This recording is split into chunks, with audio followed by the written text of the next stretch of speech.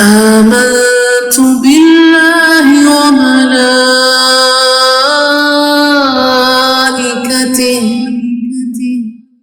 وكتبه ورسله واليوم الآخر والقدر خيره وشره من الله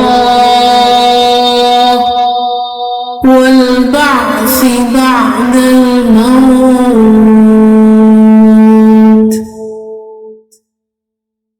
آمنت بالله وملائكته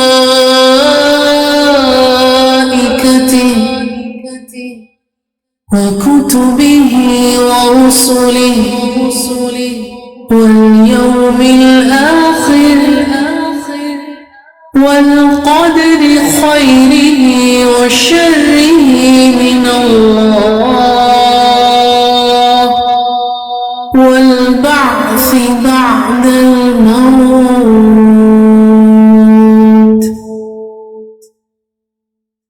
آمنت بالله وملائكته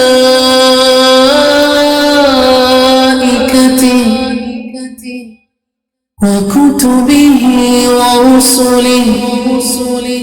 أعوذ بالله من الشيطان الرجيم. بسم الله الرحمن الرحيم. إن الحمد لله تعالى نحمده ونستعين به ونستغفره ونعوذ بالله من شرور أنفسنا ومن سيئات أعمالنا. من يهده الله فلا مضل له ومن يضلل فلا هادي له. وأشهد أن لا إله إلا الله وحده لا شريك له وأشهد أن محمدا عبده ورسوله صلی اللہ علیہ وسلم. تمام تعریف اللہ کے لیے ہے، ہم اس کی تعریف کرتے ہیں اور اس سے مدد اور معافی طلب کرتے ہیں. ہم پناہ مانگتے ہیں اللہ عز و جل کی خود کی برائیوں سے اور تمام برے کاموں سے. جسے بھی اللہ کی ہدایت ملے اسے کوئی گمراہ نہیں کر سکتا، اور جسے اللہ نے گمراہ کیا اسے کوئی ہدایت نہیں دے سکتا. ہم گواہی دیتے ہیں کہ عبادت کا حقدار صرف اللہ ہے اور کوئی اس کا شریک نہیں، اور گواہی دیتے ہیں کہ محمد صلی اللہ علیہ وسلم اللہ تعالیٰ کے بندے اور رسول ہے، اور اللہ اپنی سلامتی بھیجے اپنے آخری نبی پر، ان کے اہل و عیال پر اور ان کے صحابہ پر. السلام علیکم ورحمۃ اللہ وبرکاتہ.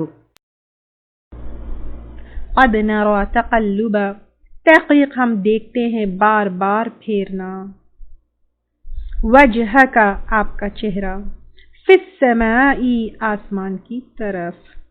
آپ کا چہرہ کس کا چہرہ ہے؟ یہ آپ صلی اللہ علیہ وسلم کا چہرہ ہے. آسمان کی طرف آپ صلی اللہ علیہ وسلم بار بار آسمان کی طرف جو ہے اپنا چہرہ کرتے کہ وہی آئے اللہ کی طرف سے، اور خانہ کعبہ کی طرف رخ کر کے نماز پڑھنے کا اللہ کی طرف سے حکم آئے.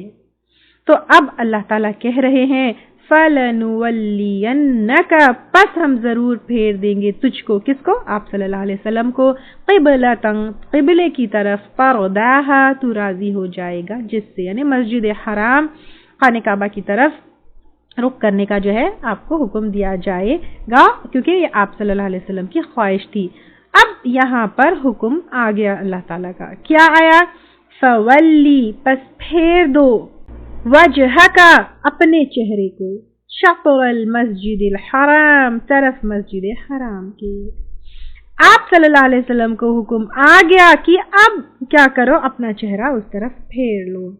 اس وقت آپ صلی اللہ علیہ وسلم مسجد قبلتین میں تھے، عصر کی نماز تھی، اور ڈیورنگ نماز جیسے ہی حکم آیا سب نے نماز میں رکوع کے پوزیشن میں تھے، اسی پوزیشن میں ڈیورنگ نماز کیا ہوا، رخ اپنا چینج کر لیا.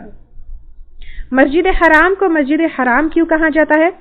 حرام میں جو ہے دو باتیں آتے ہیں، ایک حرام فوربڈن، ایک حرم یعنی حرمت والا سیکرڈ. تو اب یہاں پر حرمت والا سیکرڈ گھر ہے یہ اللہ تعالیٰ نے جو ہے جس طرح ہم نے کس طرح ابراہیم علیہ السلام نے اور اسماعیل علیہ السلام نے بنایا، اس کو اللہ تعالیٰ نے شرک سے پاک رکھنے کے لیے کہا، ویسے بھی جو ہے عبادت کے لیے پہلا گھر ہے. تو یہ جو ہے حرمت والی جگہ ہے. سیکنڈلی یہاں پر مار پیٹ، فساد، جھگڑے، یہ سب چیزیں حرام ہیں. ویسے بھی احرام کی حالت میں حدود حرم میں بھی جو ہے کافی چیزیں منع ہوتی ہے، تو اس وجہ سے بھی اس کا نام جو ہے مسجد حرام آیا ہے. تو اب یہاں پر کیا آیا ہے؟ آپ صلی اللہ علیہ وسلم کو حکم آ گیا ہے کہ فَوَلِّ وَجْهَكَ شَطْرَ الْمَسْجِدِ الْحَرَامِ وَحَيْثُ مَا كُنْتُمْ، اور جہاں کہیں بھی ہو تم.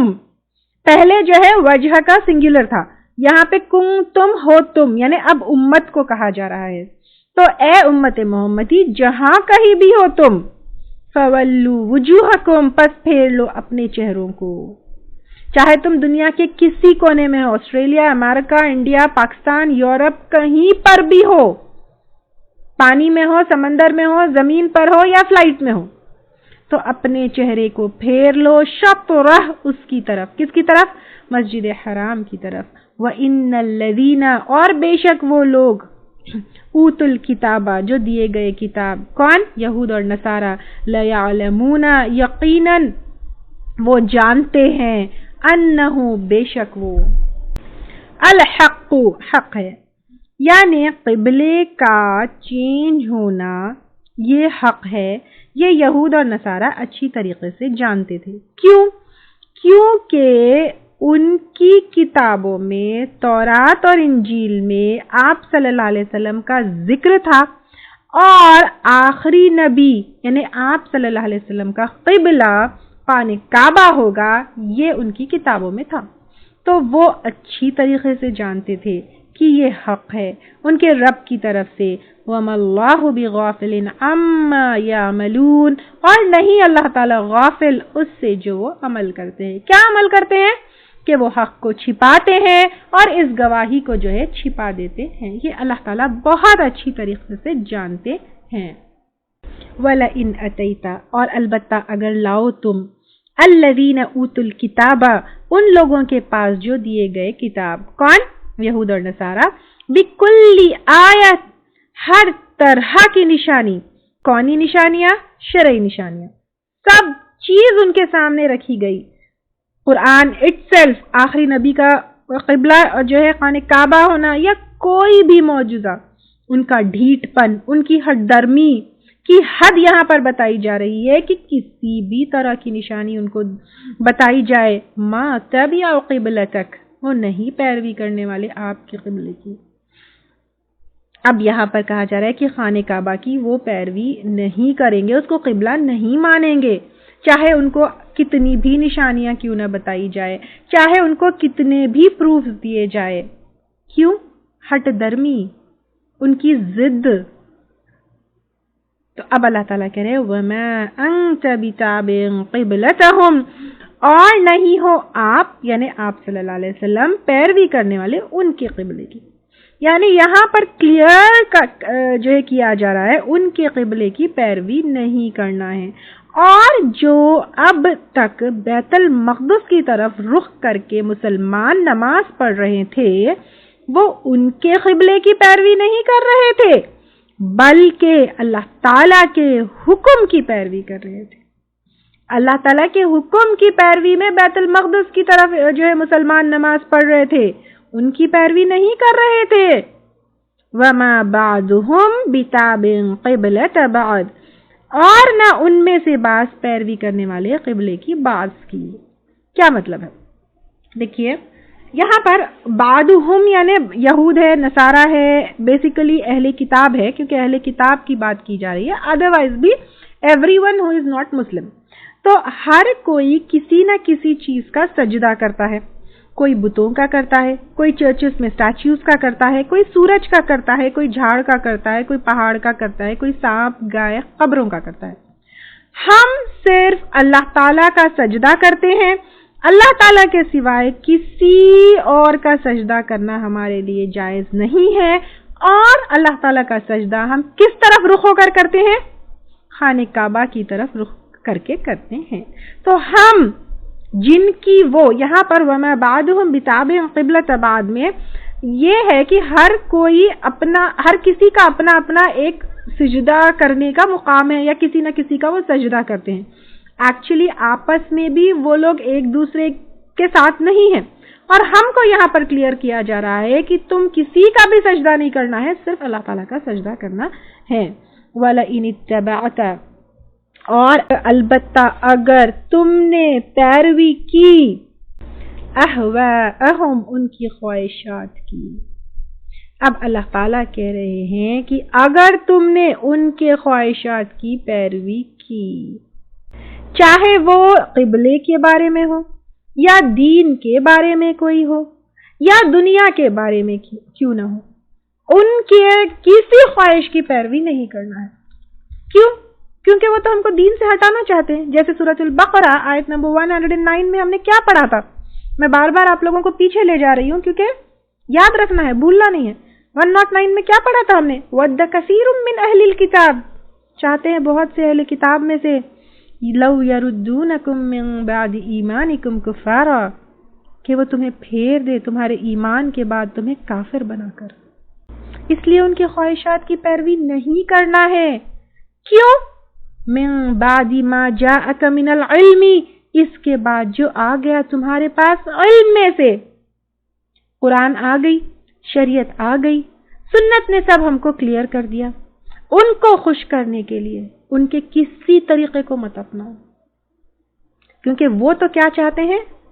یردونکم من بعد ایمانکم کفارا.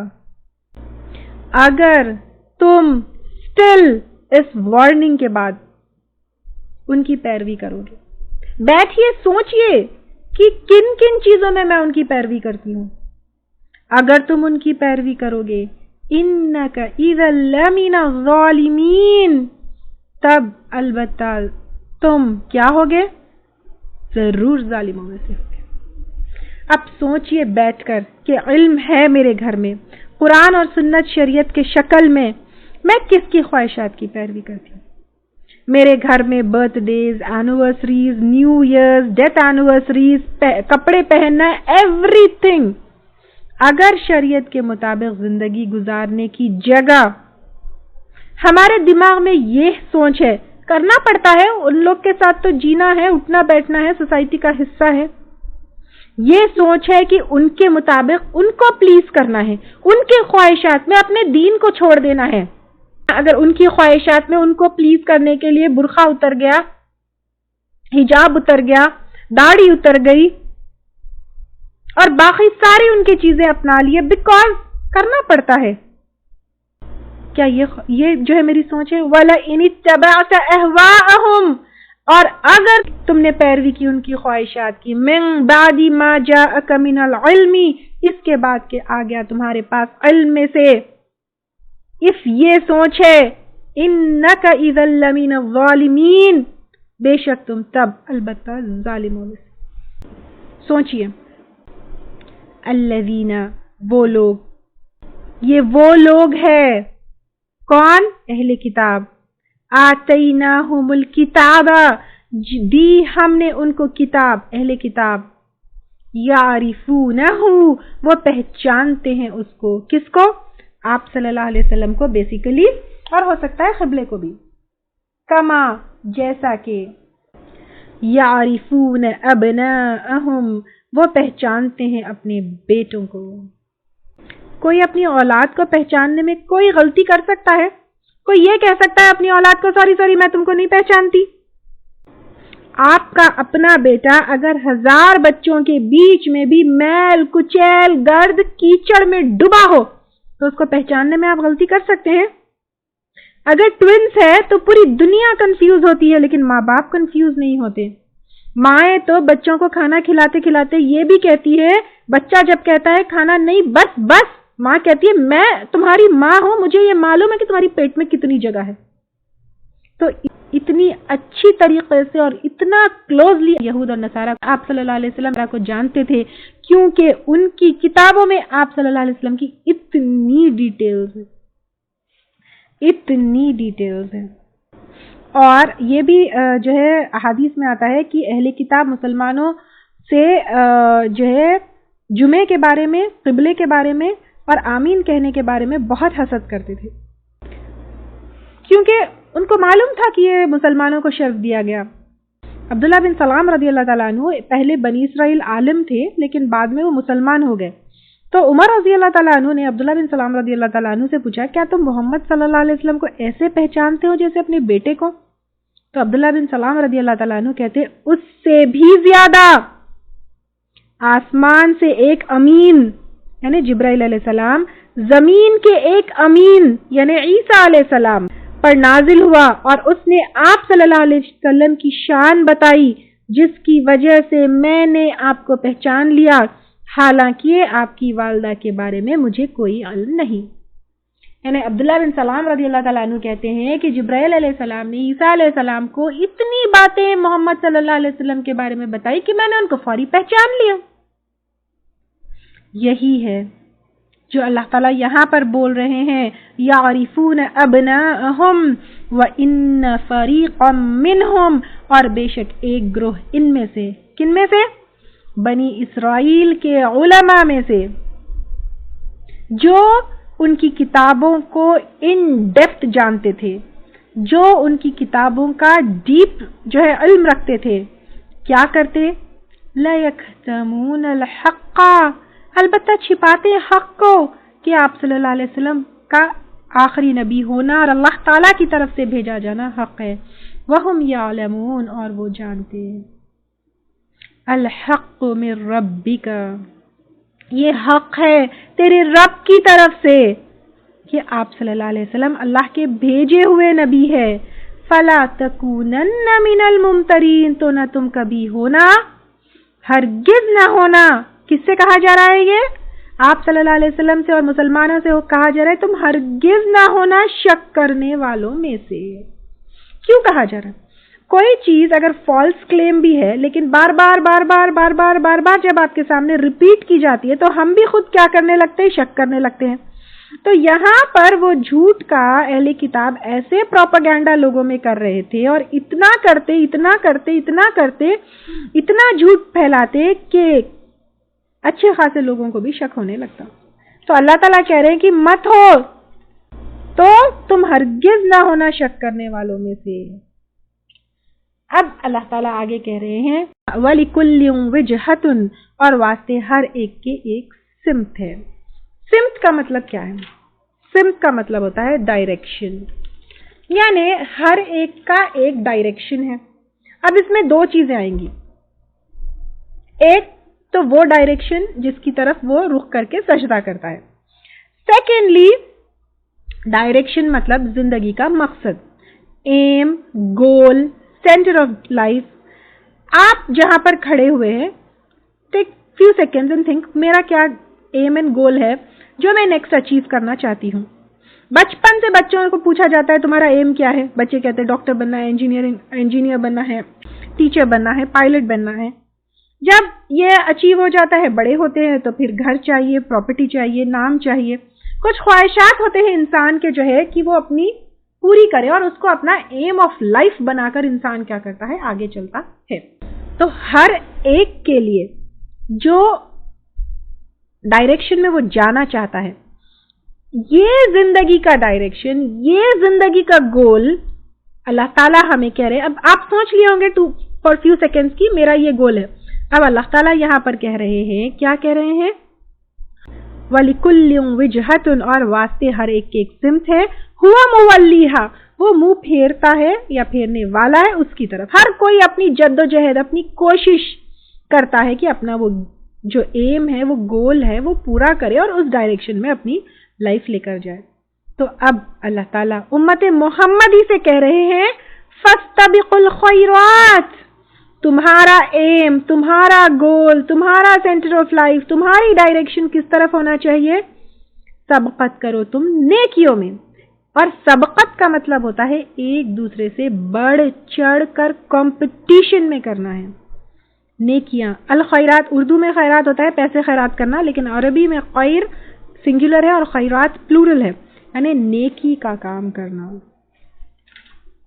فاستبقوا الخیرات، ہماری زندگی کا مقصد ہونا چاہیے کہ ہم نیکیوں میں پہل کریں، بڑھ چڑھ کر کریں.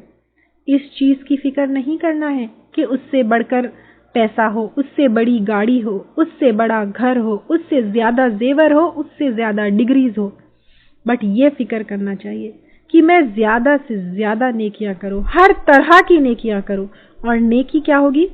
ان the light of Quran and Sunnah ہوگی، وتھ اخلاص ہوگی. کیونکہ اگر قرآن اور سنت کی روشنی میں نیکی نہیں ہوگی تو نیکی نہیں ہوگی. اور اللہ تعالیٰ کے لیے اخلاص کے ساتھ، کیونکہ باقی ساری چیزیں پیچھے چھوڑ کر جانا ہے. صرف یہی نیکی ہے جو لے کر جانا ہے، جو آخرت میں کام آئے گی. تو ہمارا کیا ہونا چاہیے؟ مین ایم آف لائف فاستبقوا الخیرات. کیوں ہونا چاہیے مین ایم؟ اینما تکونو، جہاں کہیں بھی ہوگے تم دنیا کے کسی بھی کونے میں، یأتی بکم اللہ جمیعا، لے آئے گا تم کو اللہ تعالیٰ سب کے سب کو. کیونکہ قیامت کے دن ہم یہ نہیں کہہ سکتے میرا دل نہیں کر رہا آج میں نہیں آنا ہوں، میں نہیں آؤں گی، تم لوگ چلے جاؤ میں نہیں آؤں گی، ایسے ہم نہیں کہہ سکتے.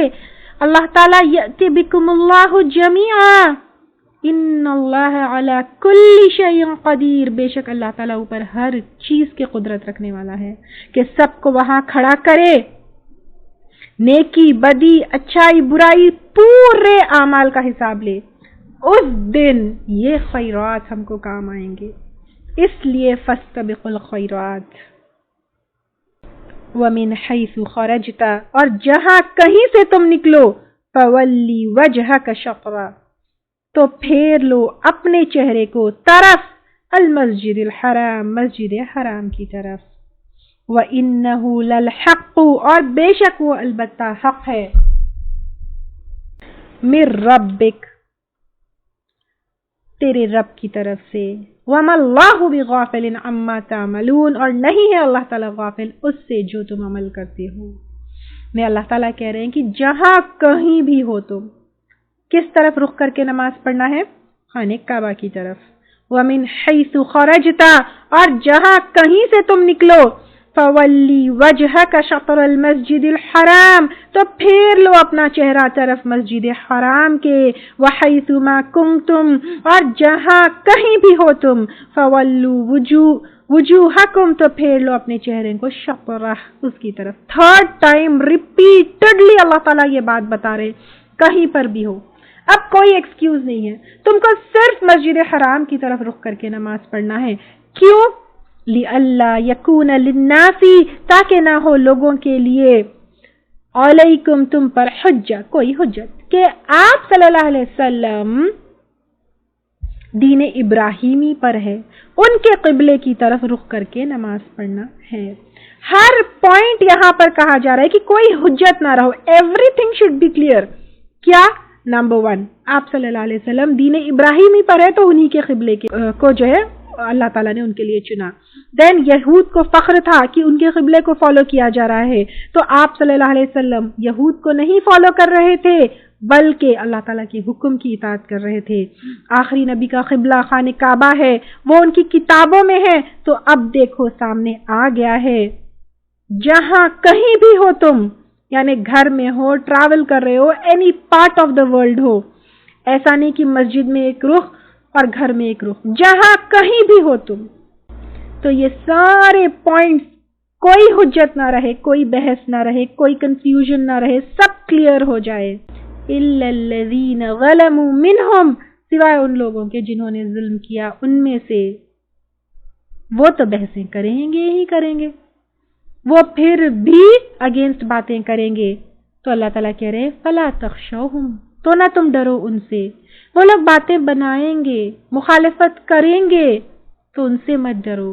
وَخْشَوْنِي، بلکہ ڈرو مجھ سے، کیونکہ اللہ تعالیٰ کی ذات کے سامنے باقی ساری چیزیں، باقی ساری ہستیاں کوئی مقام نہیں رکھتے، کوئی معنی نہیں رکھتے. تو کسی سے بھی نہیں ڈرنا ہے سوائے اللہ تعالیٰ کے. وَلِأُتِمَّ نِعْمَتِي عَلَيْكُمْ، اور اس لیے کہ میں پورا کر دوں میری نعمت تم پر. وَلَعَلَّكُمْ تَهْتَدُونَ، تاکہ تم ہدایت پا جاؤ. یعنی اللہ تعالیٰ یہاں پر کہہ رہے ہیں کہ قبلے کی جو تبدیلی ہوئی ہے، اب خانہ کعبہ کی طرف جو قبلہ ہے وہ ایک سائن اینڈ سمبل ہے کہ اب امت محمدی کو افضل بنایا گیا اور دین کو آپ صلی اللہ علیہ وسلم کے تھرو مکمل اور کمپلیٹ کیا گیا. یہاں پر قبلے کی بات بار بار آئی ہے اور اللہ تعالیٰ جو ہے ریپیٹڈلی کئی ٹائم یہاں پر بتا رہے ہیں کہ جہاں کہیں پر بھی ہو تم کس طرف مسجد حرام کی طرف رخ کر کے نماز پڑھو. تو استقبال قبلہ، قبل رخ ہونا، فیسنگ دا قبلہ، یہ کتنا امپورٹنٹ ہے یہ ہم جان سکتے ہیں ریپیٹڈلی کیونکہ اس آیت میں بتایا گیا، یہاں پر ان آیتوں میں بتایا گیا ہے۔ تو نماز میں خانہ کعبہ کی طرف رخ کرنا ہے، یہ تو یہاں پر بالکل کلیئر ہے۔ تو بالکل خانہ کعبہ کے سامنے اگر ہم ہیں، جیسے مکہ میں ہیں خانہ کعبہ کے سامنے ہیں، تو وہ تو پورا فیس اور ہول باڈی ہماری خانہ کعبہ کی طرف فیس کریں گی۔ لیکن جیسے جیسے ہم دور جاتے ہیں تو کوئی یا پھر کوئی اور جگہ ہوتے ہیں تو تھوڑا رائٹ یا لیفٹ، کیونکہ ایگزیکٹلی پورا فیس اینڈ باڈی اس طرف تو جو ہے فیس کرنا مشکل ہوتا ہے، تو تھوڑا سا رائٹ یا لیفٹ ہوتے ہیں تو اٹ ڈزنٹ میٹر، کیونکہ ترمذی کی حدیث ہے ما بین المشرق والمغربی قبلہ، مشرق اور مغرب کے درمیان قبلہ ہے۔ کیونکہ اللہ تعالیٰ یہاں پر بار بار کہہ رہے ہیں وَحَيْثُ مَا كُنْتُمْ فَوَلُّوا وُجُوهَكُمْ شَطْرَهُ، کہیں بھی زمین میں ہو، یعنی سمندر میں ہو، فلائٹ میں ہو، پہاڑ میں ہو، یا any part of the world ہو، جب تک جتنی استطاعت ہماری ہے قبلے رخ ہو کر نماز پڑھنا ہے۔ کیونکہ اچھا استطاعت اگر نہ ہو، جیسے کڈنیپ کر کے باندھ لیے، جنگ میں ہیں، جنگ میں بھی کس طرح نماز پڑھنا ہے آگے انشاءاللہ تعالیٰ آئے گا، تفسیر میں ساری چیزیں کور ہوگی انشاءاللہ۔ آگ لگی ہوئی ہو، کوئی جانور سے انکاؤنٹر ہے، دشمن سامنے ہے، بیماری کی وجہ سے موو نہیں ہو سکتے ہیں، یا فلائٹ میں ہے سیٹ بیلٹ بندھا ہوا ہے، یا بس یا کوئی ایسی وہیکل میں جا رہے ہیں کہ روکی نہیں جا سکتی ہے، تو پھر وہ بات الگ ہے۔ لیکن جب تک آپ کی استطاعت ہے تب تک آپ کو قبلے رخ ہو کر ہی نماز پڑھنا ہے۔ لیکن اگر مجبوری ہے تو پھر وداؤٹ قبلے رخ ہو کر نماز پڑھی جاتی ہے، کیونکہ فَاتَّقُوا اللَّهَ مَا اسْتَطَعْتُمْ، جیسے سورۃ تغابن آیت نمبر 16 میں آتا ہے، اللہ تعالیٰ سے اتنا ڈرو جتنا تم کو استطاعت ہے۔ بخاری کی ایک اور حدیث بھی ہے، جب میں تمہیں کسی کام کا حکم دوں تو حسب استطاعت اس پر عمل کرو۔ تو ہمیشہ جو ہے اپنی استطاعت کے مطابق، انلیس کی کوئی مجبوری نہ ہو، قبلے رخ ہو کر ہی نماز پڑھنا ہے۔ پلین میں اگر ٹریول کر رہے ہیں تو کیسے نماز پڑھیں گے؟ نماز کے لیے قبلہ شرط ہے۔ تو پھر اگر پلین میں یا فلائٹ میں پاسبل نہیں ہے کہ آپ قبلے کی طرف رخ ہو کر نماز پڑھیں، تو پھر آپ کیا کریں گے؟ زمین پر نماز کو کیچ کرنے کی کوشش کریں گے۔ جیسے ظہر کا ٹائم سٹارٹ ہوا، اس کے بعد فلائٹ ہے، تو آپ ظہر اور عصر کمبائن کر لیں گے۔ اسی طرح مغرب اور عشاء کو کمبائن کی جا سکتی ہے، یا تو آپ فلائٹ نکلنے سے پہلے دونوں کو کمبائن کر سکتے ہیں تو ظہر اور عصر کمبائن کریں، یا فلائٹ لینڈ ہونے کے بعد آپ ظہر اور عصر کمبائن کر سکتے ہیں تو پھر اس طرح کمبائن کریں گے۔ اسی طرح مغرب اور عشاء جو ہے کمبائن کریں گے۔ لیکن اگر فلائٹ بہت لمبی ہے کہ آپ زمین پر اس کو کیچ نہیں کر سکتے ہیں تو پھر کیا کریں گے؟ آپ اگر پاسبل ہے تو کھڑے ہو کر پڑھیں گے، اگر ناٹ پاسبل ہے تو جہاں پر بیٹھے ہوئے نماز آپ جانے نہیں دیں گے، نماز کو آپ جو ہے چھوڑیں گے نہیں، بلکہ جیسے ہے ویسے پڑھ لیں گے۔ فَاتَّقُوا اللَّهَ مَا اسْتَطَعْتُم میں تو غلط ڈائریکشن میں اگر کوئی نماز پڑھے، لیٹر آن پتہ چلے کہ نماز ہونے کے بعد پتہ چلے کہ قبلہ آپ جس کو سمجھ کے نماز پڑھے وہ قبلہ نہیں تھا، تو پھر نماز ہو جائے گی۔ لیکن اگر نماز میں اگر آپ کو معلوم ہو کہ آپ غلط طرف رخ کر کے نماز پڑھ رہے ہیں تو امیڈیٹلی ان نماز آپ کو ڈائریکشن چینج کر لینا ہے۔ قبلہ رخ ہو کر نماز پڑھنا صرف فرض نماز کے لیے ہے۔ نوافل وغیرہ جو سفر میں پڑھے جاتے ہیں، جیسے فلائٹ میں ہو یا کار میں ہو یا سواری پر ہو، تو آپ کسی بھی ڈائریکشن میں پڑھ سکتے ہیں، جیسے تہجد کی نماز ہے، دوحہ کی نماز ہے۔ اس میں قبلے کی طرف رخ ہو کر پڑھنا واجب نہیں ہے، کیونکہ آپ صلی اللہ علیہ وسلم کا طریقہ ہوتا تھا کہ جب بھی وہ سفر میں ہوتے تو نوافل نمازیں جو ہے اونٹ کے اوپر پڑھتے اور اس میں جدھر بھی سواری جاتی وہ نمازیں پڑھتے رہتے۔ ویسے ڈیٹیل میں جو ہے طہارت اور نماز کے احکامات اور مسائل اب الگ کر دی میں، طہارت کے مسائل الگ ہے اور نماز کے احکامات اور مسائل وہ کورسز ہے ویب سائٹ کے اوپر، اگر ڈیٹیل میں لینا ہے تو آپ وہ لیجئے، ٹھیک ہے۔ اب اللہ تعالیٰ یہاں پر کہہ رہے ہیں، آیت نمبر 150 تک ہم کیے نا، تو یہ جو قبلہ ہے تمہارے لیے، تمہیں شرف عطا کیا گیا تاکہ تم ہدایت پاؤ، دین کو کمپلیٹ کیا، پھر تمہارے اوپر ایک جو رحمتیں اللہ تعالیٰ کی ہے اس میں سے کیا ہے، یا نعمتیں، کیونکہ یہاں پہ ولی اتم نعمتی کہا گیا ہے، تو نعمت اللہ تعالیٰ اس میں ذکر کر رہے ہیں، کما ارسلنا فیکم، جیسا کہ بھیجا ہم نے، کس نے؟ اللہ تعالیٰ نے، فیکم تم میں، رسولاً ایک رسول، منکم تم میں سے، یتلو علیکم وہ تلاوت کرتا ہے تم پر، یعنی اللہ تعالیٰ کا ہمارے پاس آپ صلی اللہ علیہ وسلم کو رسول بنا کر بھیجنا یہ بہت بڑی نعمت ہے۔ وہ تلاوت کرتا ہے تم پر آیاتنا ہماری آیات، وَيُزَكِّيكُمْ اور وہ پاک کرتا ہے تم کو، جو جاہلانہ طریقے تھے، شرکیہ طریقے تھے، ان سب سے پاک کرتے ہیں۔ وَيُعَلِّمُكُمُ الْكِتَابَ اور وہ سکھاتا ہے تم کو کتاب، کیا؟ قرآن، وَالْحِكْمَةَ اور حکمت، یعنی حکمت کا مطلب ہے وزڈم، اور یہ ہم پہلے بھی اس طرح کی آیت آئی تھی جب ابراہیم علیہ السلام اور اسماعیل علیہ السلام نے آپ صلی اللہ علیہ وسلم کے لیے دعا کی تھی۔ تو یہاں پر حکمت یعنی قرآن کو امپلیمنٹ کرنا سکھایا۔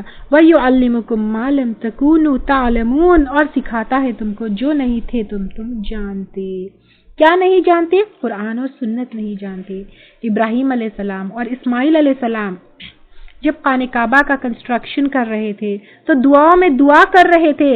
ہو گئی یہ آیت ہماری، آیت نمبر 129، ربنا وابعث فیہم رسولا منہم، اے ہمارے رب بھیج ان میں ایک رسول انہی میں سے، یتلو علیہم آیاتکا جو تلاوت کرے ان پر تیری آیات، ویعلمہم الکتاب والحکمت اور وہ سکھائے ان کو کتاب اور حکمت، وَيُزَكِّيهِمْ اور تزکیہ کرے ان کا، اِنَّكَ أَنْتَ الْعَزِيزُ الْحَكِيمُ۔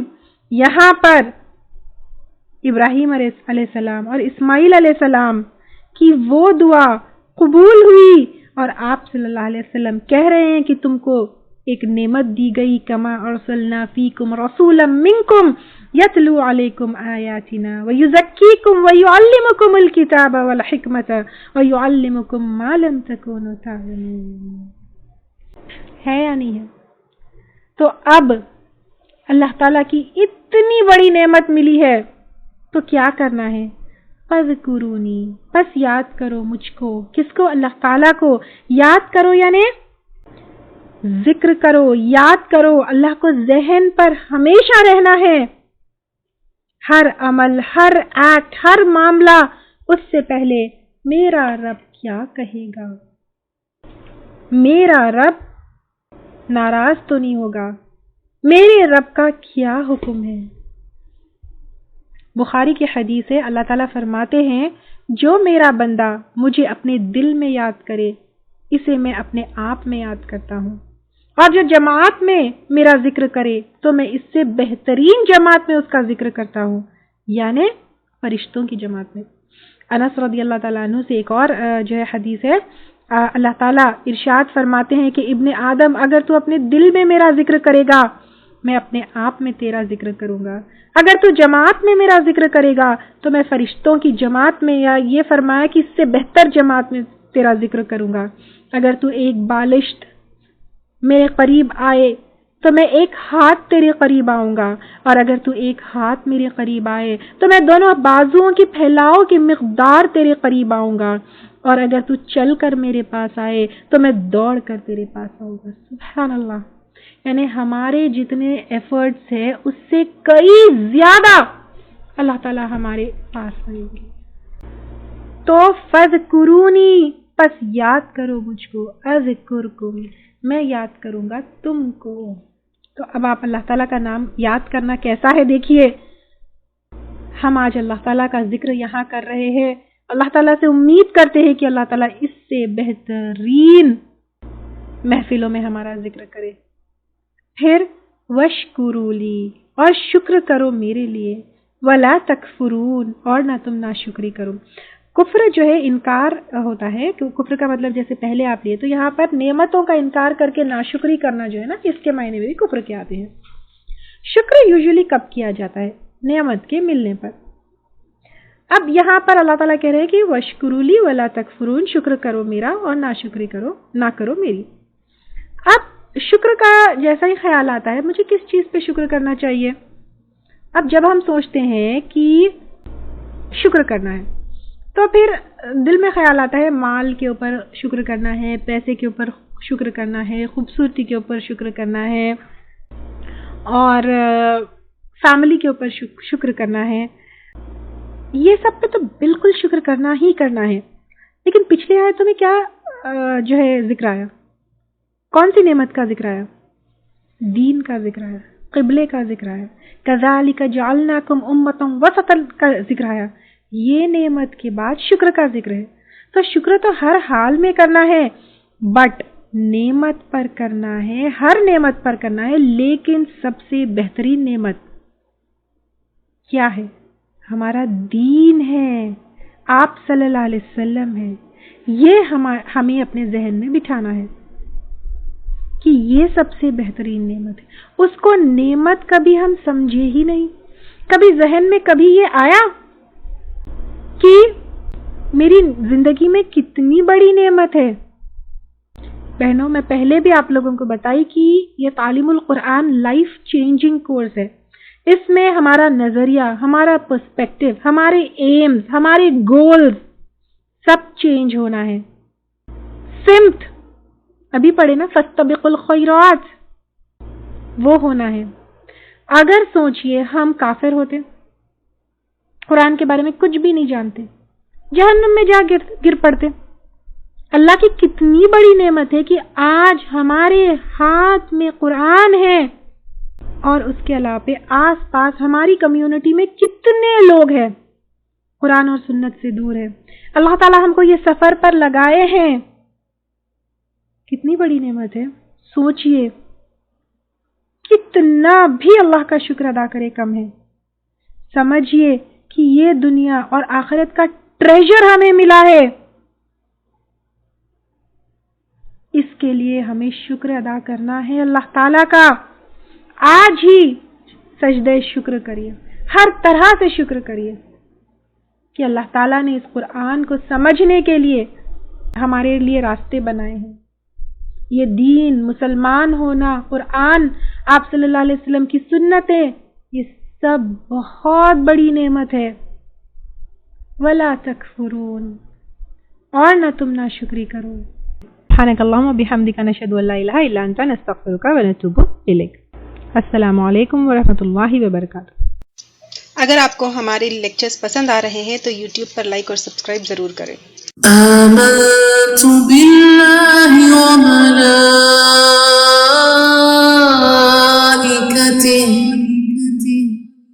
وکتبہ ورسلہ واليوم الآخر والقدر خيره وشره من الله والبعث بعد الموت